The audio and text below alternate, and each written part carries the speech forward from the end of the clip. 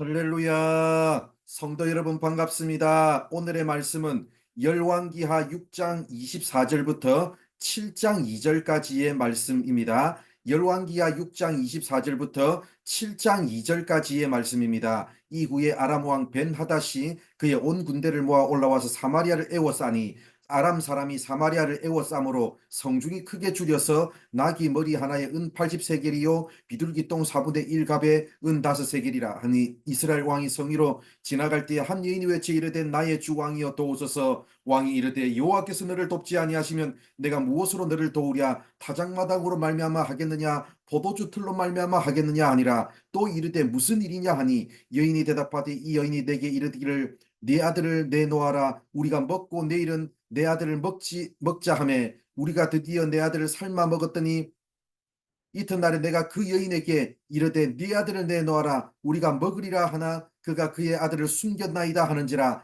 왕이 그 여인의 말을 듣고 자기 옷을 찢으니라. 그가 성위로 지나갈 때에 백성이 본즉 그의 속살에 굵은 배를 입었더라. 왕이 이르되 사밧의 아들 엘리사의 머리가 오늘 그 몸에 붙어 있으면 하나님이 내게 벌 위에 벌을 내리실지로다 하니라. 그때에 엘리사가 그의 집에 앉아 있고 장로들이 그와 함께 앉아 있는데 왕이 자기 처소에서 사람을 보냈더니 그 사자가 이르기 전에 엘리사가 장로들에게 이르되 너희는 이 살인한 자의 아들이 내 머리를 베려고 사람을 보내는 것을 보느냐. 너희는 보다가 사자가 오거든 문을 닫고 문 안에 들이지 말라. 그가 주인의 발소리가 그의 뒤에서 나지 아니하느냐 하고 무리와 말을 할 때에 그 사자가 그에게 이르니라. 왕이 이르되 그 재앙이 여호와께로부터 나왔으니 어찌 더 여호와를 기다리리요. 엘리사가 이르되 여호와의 말씀을 들을지어다. 여호와께서 이르시되 내일 이맘때에 사마리아 성문에서 고운 밀가루 한 스아를 한 세겔로 매매하고 보리 두 수아를 한 세겔로 매매하리라 하셨느니라. 그때 왕이 그의 손에 의지하는 자 곧 한 장관이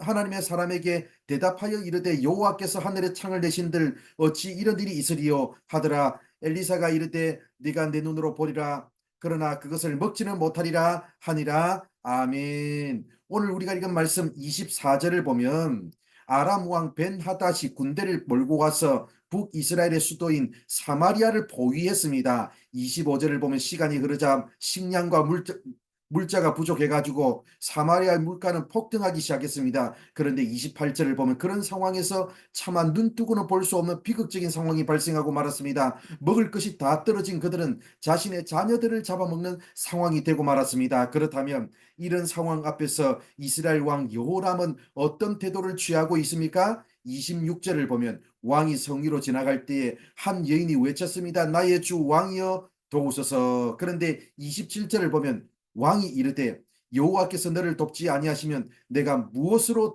너를 도우랴. 사실 이 모든 재앙의 원인이 왕일 수도 있는데 그 책임을 하나님께 돌리고 있습니다. 31절을 보면 왕이 이르되 사밧의 아들 엘리사의 머리가 오늘 그 몸에 붙어 있으면 하나님이 내게 벌 위에 벌을 내리실지로다 하니라. 이번에는 책임을 선지자 엘리사에게 돌리고 있습니다. 사실 어제 우리가 봤던 말씀을 보면 사마리아 경내로 들어와서 포위되었던 아람 군대를 진멸해 버릴 기회가 있었는데 엘리사가 반대하는 바람에 그냥 돌려보낸 이야기가 나옵니다. 그런데 그렇게 안 했더니 이번에는 우리가 죽을 위기에 처했다는 것이 여호람 왕의 상황 판단이었습니다. 그러나 여호람 왕의 생각은 하나만 알았지 둘은 모르는 생각에 불과합니다. 그때 아람의 군대가 스스로 사마리아까지 굴러 들어오서 포위된 것은 하나님이 하신 일이었습니다. 사실 아람의 군대가 쳐들어와서 수도 사마리아가 포위된 것이 위기의 본질은 아니었습니다. 위기 속에서 그들의 구원자이신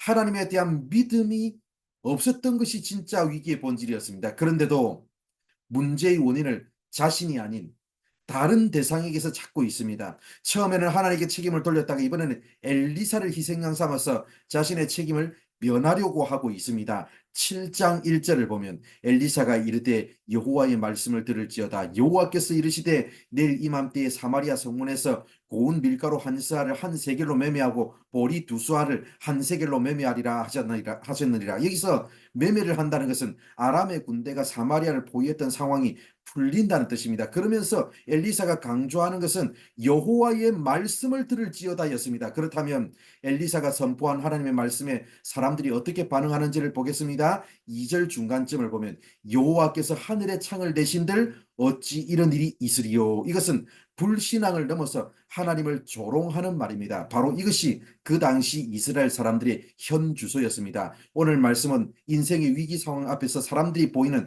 다양한 반응을 우리에게 보여줍니다. 어떤 사람은 하나님을 원망하면서 하나님께 책임을 돌립니다. 어떤 사람은 남 탓을 하면서 다른 사람에게 책임을 돌립니다. 어떤 사람은 하나님 말씀을 듣고도 그 말씀을 조롱합니다. 하나님을 신뢰하지 않고 말씀대로 되는지 기다려 보지도 않습니다. 그러나 그 속에서도 엘리사처럼 끝까지 하나님의 말씀을 의지해서 믿음으로 위기 앞에 맞서는 사람이 있습니다. 우리가 인생을 살아가다 보면 다양한 상황을 만나게 됩니다. 어떤 경우에는 명백한 나의 잘못과 죄로 인해서 위기 상황에 처하기도 하고, 또 어떤 경우에는 이런 어려움을 겪어야 할 만한 잘못과 죄가 없음에도 불구하고 이해할 수 없는 고난을 겪게 될 때도 있습니다. 특별히 원인을 알 수 없는 고난 중에는 우리의 성장과 변화를 위해 꼭 필요한 고난인 경우도 있습니다.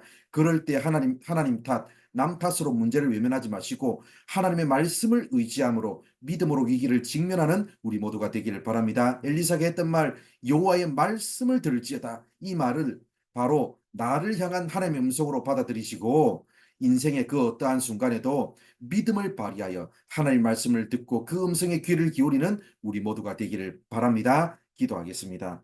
하나님 감사합니다. 오늘도 이렇게 우리를 사랑하여 주셔서 부족한 우리들에게 말씀해 주셔서 감사드립니다. 오늘도 아버지 하나님, 우리가 인생의 그 어떤 순간에도 아버지 하나님의 말씀에 귀를 기울일 수 있는 우리가 될 수 있도록 인도하여 주옵소서. 하나님 탓, 남 탓으로 아버지 책임을 피해가려 하지 말고 하나님 앞서 믿음으로 말씀에 순종하는 삶을 살아가는 우리 성도들 될 수 있도록 함께하여 주옵소서. 오늘 하루의 삶도 하나님께서 이끄시고 인도하여 주실 줄 믿사오며 예수님의 이름으로 기도드립니다. 아멘.